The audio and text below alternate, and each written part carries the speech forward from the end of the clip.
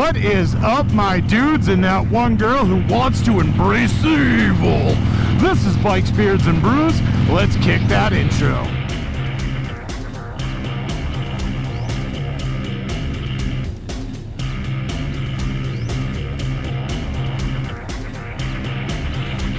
Hey guys, welcome back to the channel. Before we kick this one off, make sure you like, comment, subscribe, hit that bell notification. New videos on Mondays, Wednesdays, Fridays. Yeah, we're just doing this. Let's get the other stuff out of the way. Want to save 10% on a Cardo communicator? Check my referral link down below. Want to support me in all my do-gooderness like these cool guys here? Boom! Then you should become part of the Brew Crew and join the coffee page down below. Want to know why I'm asking you for money? Well, next to those 10,000 Amazon affiliate links that also go towards a good cause is a link explaining what I am asking for and why. So you should check that out, and that is the end of the PSAs. All right. Alright guys, you may have noticed my bike got a little bit smaller. I am that proverbial circus bear on a tricycle right now. I am actually riding the wife's 883 Sportster 2019. And the reason why is because my bike is having some super secret stuff done to it right now. You'll find out about that in future videos coming soon, trust me. And today I really just wanted to get out and do a little bit of riding and talk to you. Now, full disclosure, I actually had this video fully recorded in the can, ready to go for editing, no problem, everything was good on my bike.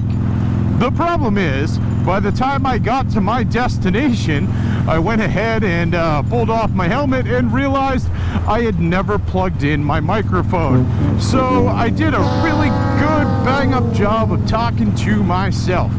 I mean, yeah, I'm still talking to myself, but somebody out there in the internet world is listening to me, I hope. At bare minimum, I am listening to me and just clicking the like button, so I have at least one fan, I guess. I don't know. Aside from that, though, you can't really hear anything when the mic's not plugged in, so that video was just DOA. Yes, I could have gone back and did a voiceover, but quite honestly, I don't like the feel and the vibe of voiceovers as much. I don't feel that the proper expression comes through when you're going back and doing it later on. That being said, that's not true for everyone. Quite honestly, right off the top of my head, I know like 2 Wheels, 3 Sheets, they do voiceovers on all of their trips. Their trips are huge and very intricate and just absolutely amazing. And quite honestly, if you're not following them, you probably should. I'll go ahead and link them down below. I know I have before, but they, them doing the voiceovers makes sense because they're going through all that like really heavy detail of what they just went through. So yeah, it works. I guess this video is going to turn into kind of like a snuff video because I'm about to die from monoxide poisoning. See you, guy. Cool looking old school car, but holy crap, that was so much black smoke just pouring out. Alright, so let's get into today's video. And I want to talk about necessary evils. And these necessary evils are for motovloggers and stuff like that. Now, if you're not a motovlogger, don't tune out. Pay attention. Seriously. Hopefully this will still be interesting for you, because it's one of those videos where I'm kind of pulling back the curtain and we're having a conversation about the stuff that you may be watching. And when I say necessary evils, it's I guess the best example is currently there's about 10 million videos out showing off the new Harley-Davidson CVOs. I know this because I have at least 3 of them. These I consider to be necessary evils. And the reason for that is when you're creating a YouTube channel, part of the thing that you're doing is you want to grow your channel, you want to build your channel, you want to get viewers and all that other fun stuff.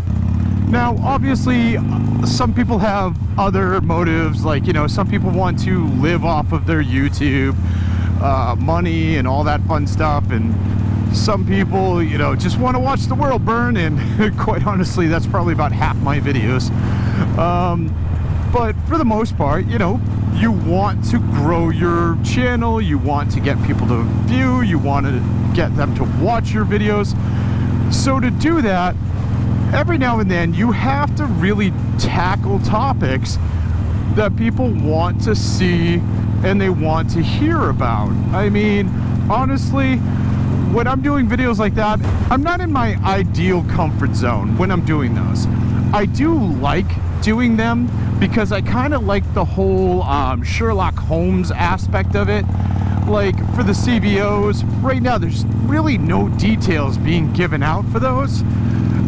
So everything you gotta figure it out by looking at the pictures. You gotta try and find like reports that are hidden, buried, not well announced, stuff like that. It takes some work to scrap together a decent video that people will hopefully want to watch. And so, you know, that part is kind of fun. But honestly, I would much rather just do my normal dumb videos. I would like of me talking to myself in dealerships, grinds my gears, making fun of people, just being a dumbass.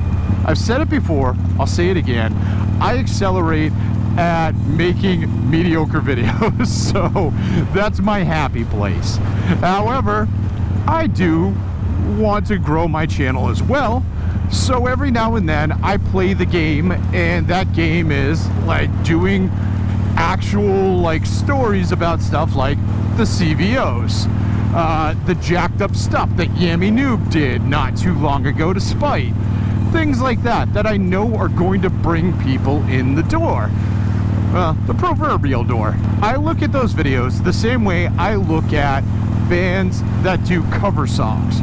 So the thing is, when you're doing a cover song, what you're kind of hoping for is you put it out, people hear it, they like it, and they go check out your other stuff. And you're hoping to kind of rope them in and get them to hang around a little bit longer.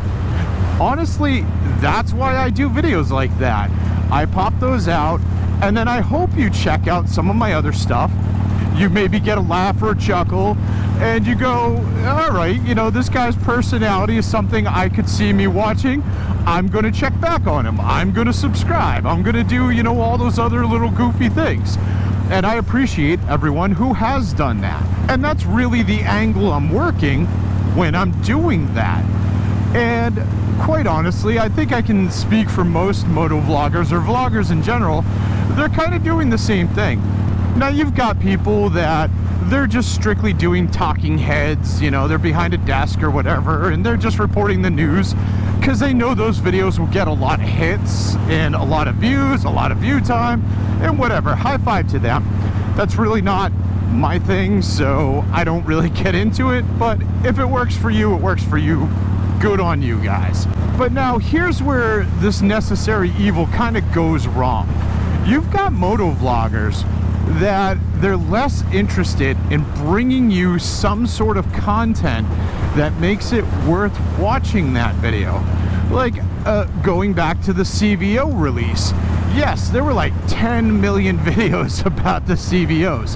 However, you had a fair amount of people that really dug into what they saw in the photos, what they, you know, read, stuff like that, and they brought you news and information, leaks, you know, different stuff like that, rumors, all those fun things to try and make that video entertaining, interesting, and get your brain like working and, you know, get the gears spinning and all that fun stuff. But then you had people that were just plowing out these videos as quick as they could with absolutely no content in them. And it just seemed absolutely absurd. There were people that, you know, were reading off their timestamps like, oh, Harley dropped this video at, you know, 3 o'clock in the morning. I had to get this video out immediately. It's now 6 a.m. Or like, oh, I just read this thing, you know, half an hour ago, and I had to make this video right away to get it out. So I am the first. It's like, what's the point of being the first if you're not bringing anything to the table, if you're not offering anything? Like, great, you have found the pictures that I could also find on Google, and you're showing them to me and telling me how you're the first to do it. That's, to me, that's not content, or that's not good content. That's not going to get me to want to look at the rest of your videos. That's not going to get me to want to come back and see what else you have to offer, because I'm looking at that like, okay, this dude knows how to Google, I know how to Google, there's no reason for me to talk to this dude again. I like seeing the people who are like, oh, check this out, this has been moved, or you can see this part has been swapped out. Hey, do you think this is going to be a thing? Time will tell. Or I got the paperwork here on like this engine. Let's break down what a VVT engine is. Stuff like that. Make it worthwhile to watch. And then like you are effectively playing into this necessary evil that you need to grow and develop your channel. And of course, there's always that group that make videos and they don't want to play into the necessary evils and all that stuff. And whatever, high five to them, you know, do what you think is right for you and what's going to work for you. But, you know, realize that that is what's going on. And as a viewer, especially if you're watching this and you're not a motovlogger, you know, spend a little bit of time looking at those videos and going, okay, am I actually getting anything from this video? Is there value to this video? Or is this just someone who's trying to get me to click on it so he can make his 0.0005 fifths of a penny and you know, try and support himself off of it?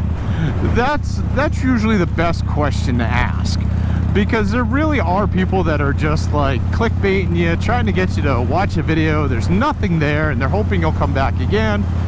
And then there's people who are making videos where they're trying to entertain you, they're trying to give you something of value and hope that you will give them more time.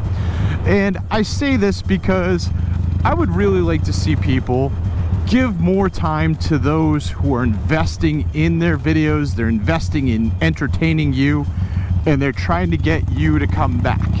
Because those are the like people you want to see grow and develop and get better and all that fun stuff. Not the people that are like, I was first, yay! They're just kind of silly. Okay, well, you know, pink elephants, whatever. I guess this is what we're... Dumbo should be crossing the street at any second. Why not? Alright guys, that's really all I have for you. It was just, I want to have that quick conversation. Like I said, for motovloggers, I see what you're doing. It's cool. Like I said, I do the same thing. I understand that. You know, to what volume you do it, you can burn people out on it, so just be aware of that. And, you know, for people viewing, just, I ask you, from one to another, like, make sure you're investing in those people who are really trying to give you a good product. Because at the end of the day, that's what YouTube is. And that's what these videos are. They are products. Whether we make money off them or not, we are creating something for you to watch and for you to consume. It is a product. So that's what I got. Sound off down below. Are there people that you see or you've run across where you're like, why the hell did I just give them like 10 minutes of my time? I know there's a whole bunch of people that have tuned into this channel at one point in time or another that have asked themselves that.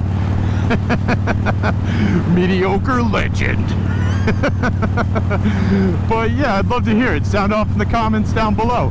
And don't forget to like, comment, subscribe, hit that bell notification, share this video with friends, share it with family, share it with that one dork you know who is so busy trying to get the first video out, he forgot to put any content in it. He loves this stuff, trust me. And I'll see you all on the flip side.